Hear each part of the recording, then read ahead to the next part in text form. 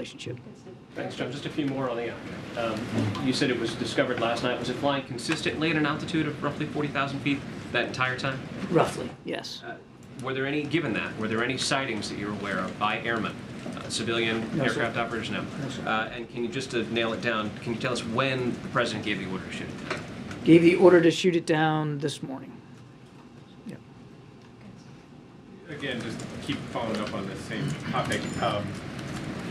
The speed with which you guys, with which the president apparently decided to shoot it down, having just discovered the first intelligence of it last night, and by the morning he's saying shoot it down.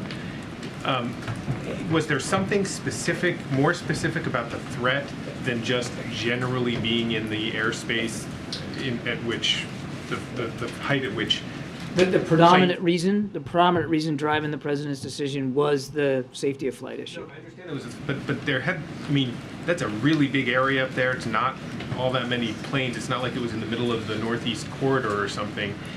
Is there no way in which you guys could have said, hey, airplanes, like, steer clear of this area until we know better what this thing is, because we're, I mean, in other words, was there some reason why? The president wasn't willing to take that kind of a risk in time, because this thing did not appear to be self-maneuvering, and therefore at the mercy of prevailing winds. It was much less predictable, and so the president just wasn't willing to take that risk.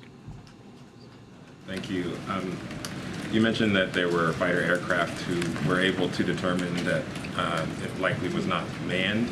Were those fighter aircraft able to determine anything else about it from up close that they wouldn't be able to find out otherwise? They worked really hard to try to get as much information as they could about this object. Given its size, which was much smaller, and the capabilities on the fighter aircraft themselves, the speed at which they were flying, it was difficult for the pilots to glean a whole lot of information. Not like we were able to glean off the balloon, not the other balloon, the balloon. Thank you, Michael.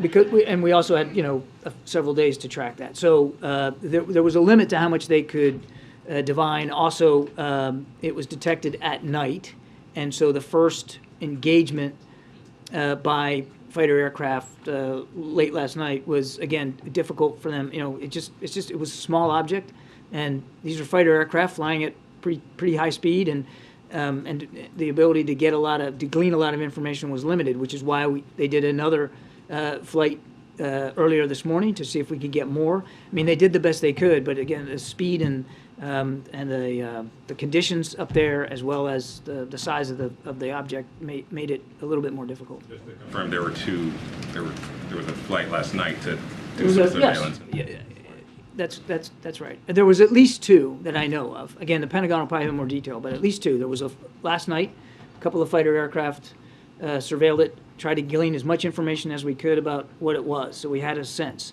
And then another such flight today, and of course that flight ended up, in a shoot down. Sorry, just one more question.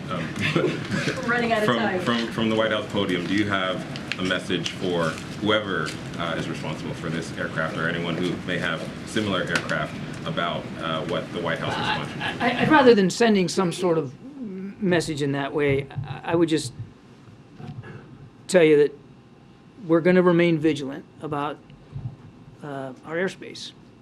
We're going to remain vigilant about the skies over the United States. And as I said earlier, the president takes his obligations to protect our national security interests and and the safety and security of the American people is paramount. And he's always going to decide and act in a way that is commensurate with that duty. That's the real takeaway here. Okay, way in the back. Did the U.S. ask Brazil to block Iranian warships from docking in Rio, and if so, why?